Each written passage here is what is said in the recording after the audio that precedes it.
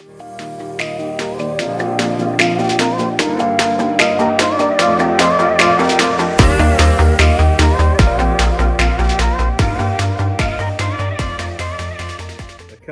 so I'm having a lube alarm in the vf3 that we've just got, and it seems it's still running the I don't know what these are, like a bronze filter in this housing here. Now this sits, it just sits in here, and you can see, here it comes, look at that. Not much is going to be getting through there when it's like that, and this is because of the old vf3 2 oil. Now Haas recommend on the older machines now you remove this filter and you don't replace it, you just leave it out, and then you use the oil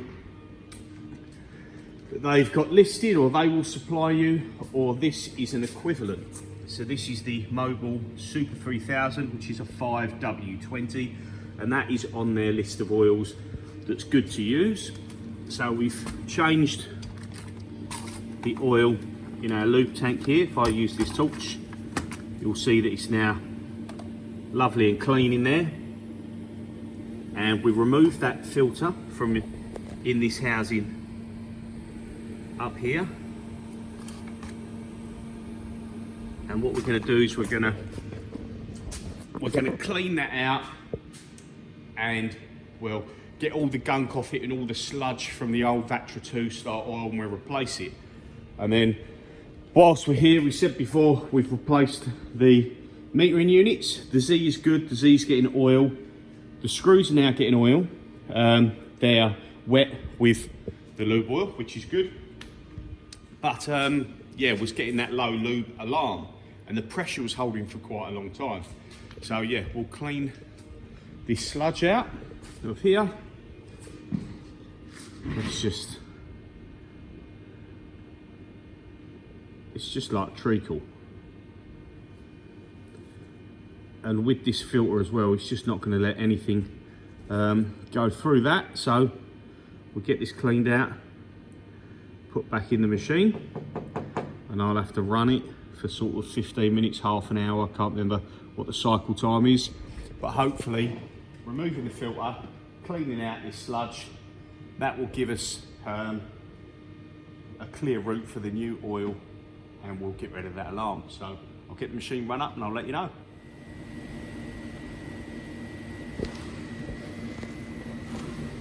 Okay, so welcome back. We're back onto stuff on the vf3 now. Now, since I've replaced the little lube flow metering units and I've tried to run the machine for a few hours, after the 30 minutes it errors out with a low lube error. So quick look round, there is pressure all the time, so it's either the sensor or something else. So quick way to test the sensor, there's two spade fittings, female terminals on the sensor, which are here. Now if you bridge these, the low lube digit in the inputs outputs will change to a 0. So you can see here, low lube pressure is 1. Now if I bridge that, that should change to a 0 because it then thinks it's got pressure. But no matter what happens on this one, it doesn't change. And this one holds pressure really well, so it's doing good. Now I've checked on the vf0e over there, and I've also checked on this one. All the machines are 1 when there's no pressure, as it should be, telling you there's low lube pressure activated, and then 0 when there is pressure. So that one is a 1. Because the vf3 is disconnected, if I come around here and we just manually give that a pull up on the handle and get some pressure,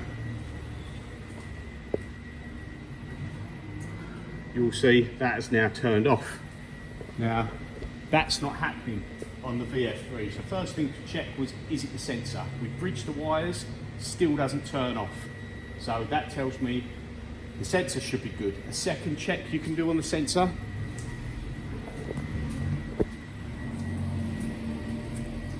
is you can just take a multimeter, set to continuity. You can make sure you've got pressure in the system, and then you can test the terminals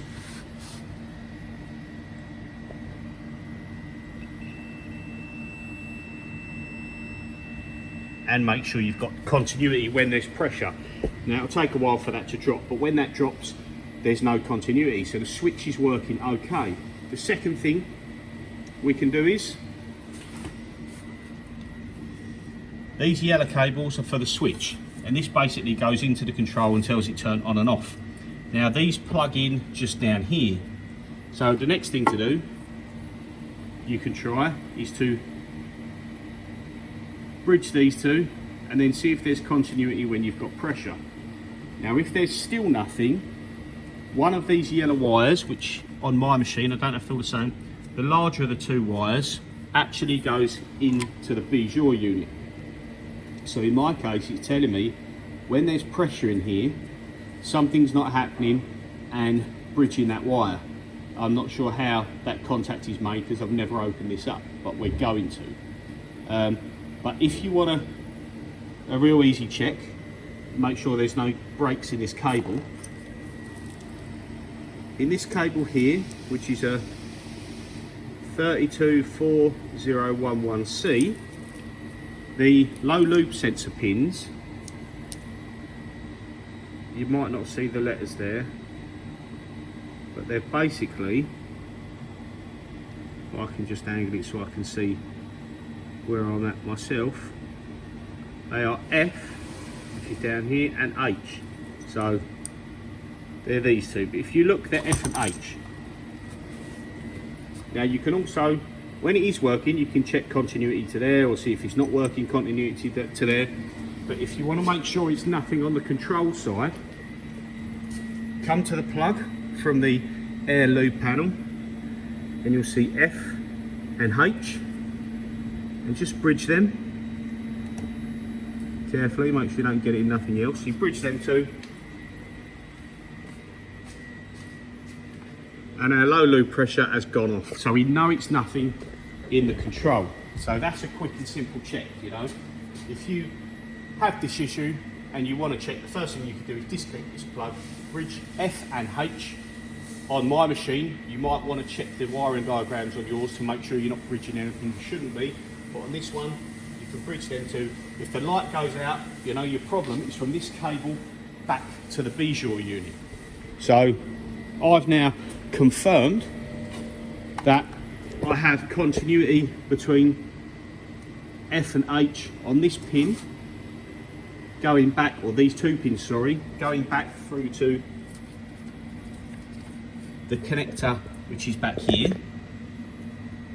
And then I've not got continuity between here and here. Now, as said, the skinny wire goes direct to here. That's got continuity, so we know that's good. This bigger wire comes from the sensor into the Bijur and then back out again. So something in here is not making a contact when we've got pressure, but the sensor is, so it's definitely in the wiring, and we need to, unfortunately I've just filled this all up with nice clean oil, but it is clean, so I'll put it in a container. But what I'll do now is I'll take the Bijur unit off of this, take the cabling out, which is pretty simple. It's all on disconnects other than one, which is the earth, but that's just a small socketed cap screw, and then the earth will come out, and we'll take this unit off of here and we'll undo it and we'll have a look and see what's inside that's causing the problem. So I'll bring you back in a minute when that's all removed.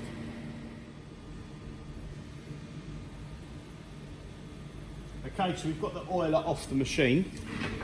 There's a little bit of difficulty because you have to take the wiring out of the cable and it's a little bit fiddly.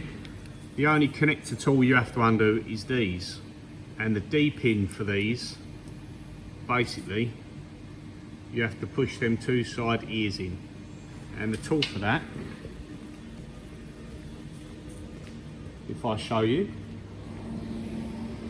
because yeah, it's fiddly trying to get through this that goes here, and it's it's kinked out. It's quite awkward, to be fair, but the tool that you want, if I can find it, is one of these deep in keys there. Slides over the terminal and pushes them ears in, then you can pull it out.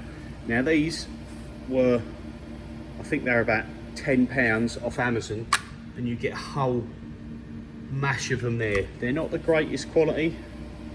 That's probably a little bit oversized, could be doing a bit smaller because it's still a bit fiddly to get the pin out, but for 10 quid these have saved me loads of times de-pinning different connectors. So you have to remove the connectors. It's only one connector you have to remove because it doesn't fit through there, and then you can disconnect the one main oil feed line there, and then you can remove the Bijur oiling unit. Now I've never taken one of these apart, but obviously we've determined they're obviously power feed. The two blues are the power. You've got the earth. The smaller diameter there is irrelevant because that's just the takeoff for the sensor wire. So it is the continuity that is not happening when there's pressure on this side of the system. So these two wires here, they're all sealed up, so I don't want to cut them off there. But basically we take this off, just lay out a bit of cloth. Now if you haven't got time to be messing around doing all this thing, obviously you can either just ring Haas and get a new unit, you can have someone else come out and do it for you, or you can go online and you can find these from different wholesalers. In the UK, a company called Lube do these, but they're out of stock anyway. But I'm not sure if they're £200–300. I think Haas, they're about 400 quid, something like that. So for me, it's worth a few hours of my time to dig into it and see if I can find the problem. So I'm going to try and leave the oil in there and just take the top unit off here, drain off what we can. Hopefully I don't knock anything over, make too much of a mess. Right, so this here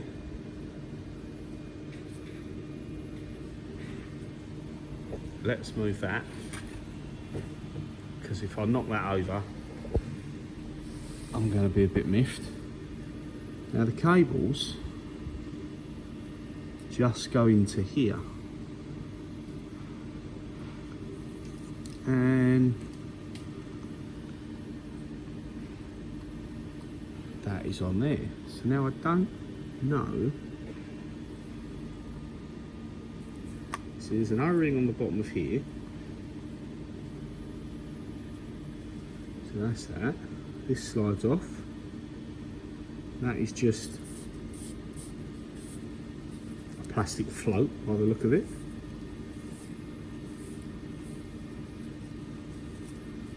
So maybe it's not, it knows there's pressure, but it also needs to know that it's not low.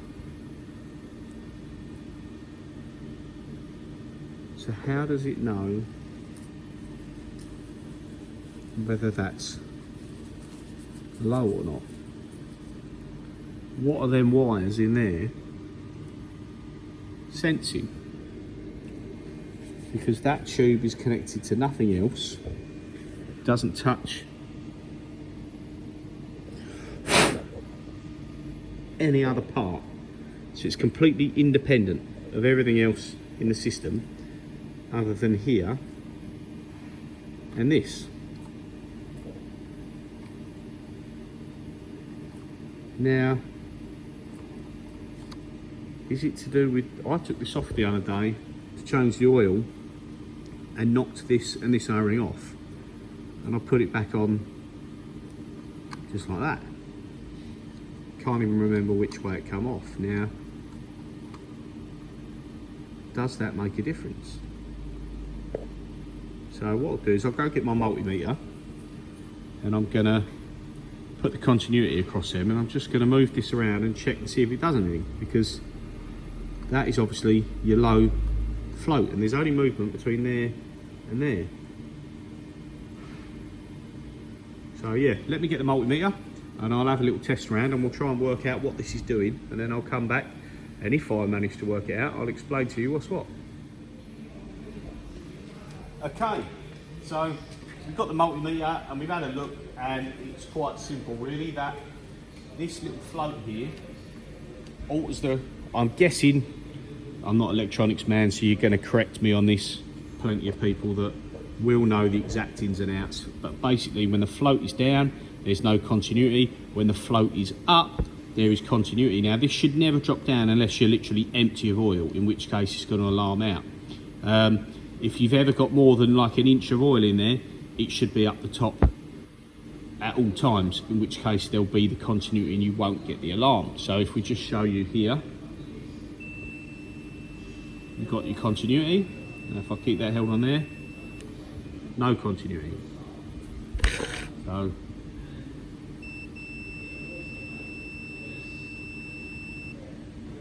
it's that simple.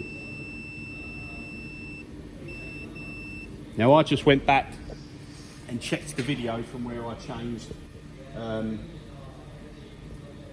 filter this morning, and when I shone the torch in this before I'd done anything, you can see this was on the wrong way round, and if this is on the wrong way round, it does not work. So I'm not sure what is in this on this end specifically to make that work. I don't know. Again, it's probably simple to some of you, but this is one bit I'm not too up on. So if I just connect that back in there like so, make sure that's on the right wire. With that end, whatever this little tiny machine shoulder is, I don't think there's two parts, but you get your continuity. Now if you knock that off, turn it round the wrong way, and put the wire back on,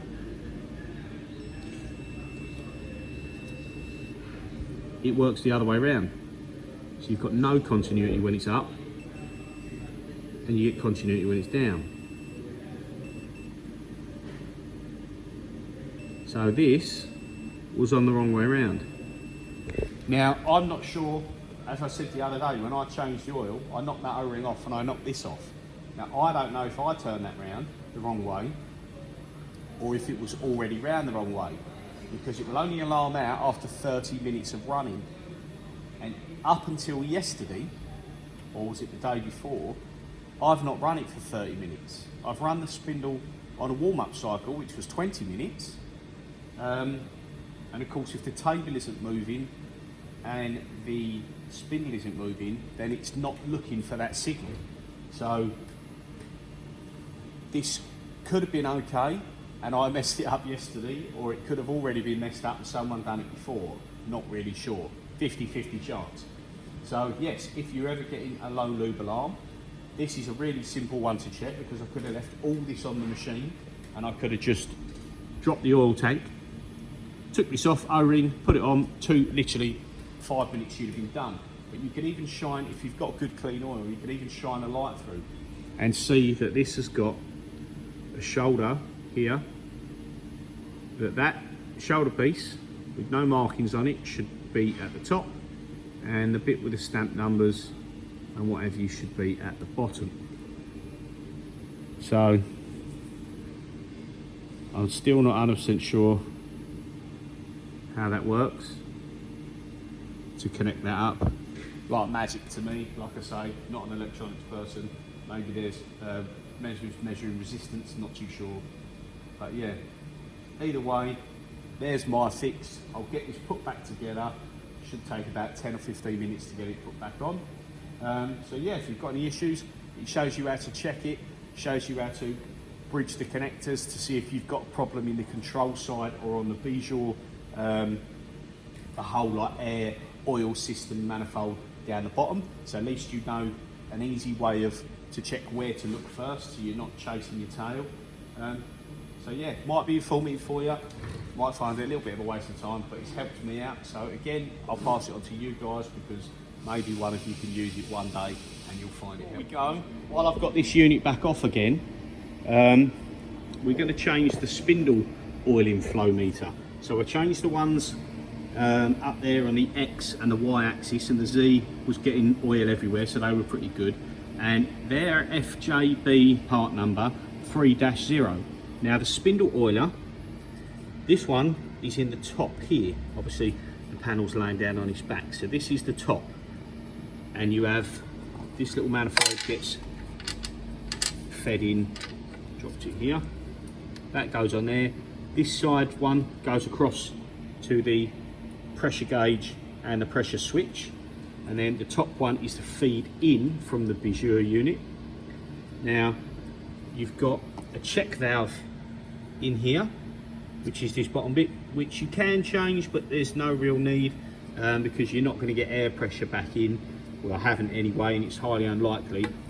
But this little valve will go in here like so. And these are a CSA 4-0. Now, I almost made the mistake of getting a number 4. Now, these multiply as the numbers change, I was told.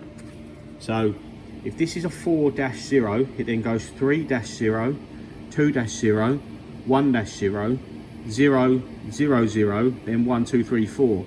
And every time the number changes, it multiplies. So they told me if I'd have fitted a 4 rather than a 4-0, I would have been getting 128 times the oil to the spindle that I should be getting. So make sure you don't get them wrong. And again, CSA 4-0. Now, these are about £8-9, I think, something like that. So while it's off, I'm going to change it. I changed it on the other vf3, and I will change the one on my original vf3. So yeah, just thought I'd quickly throw that back in there. That's where it's fitted. This is what you need. Good practice just to get it changed. We're back on. You can see our lube level is in there. We got it the right way up this time. You see we've got pressure.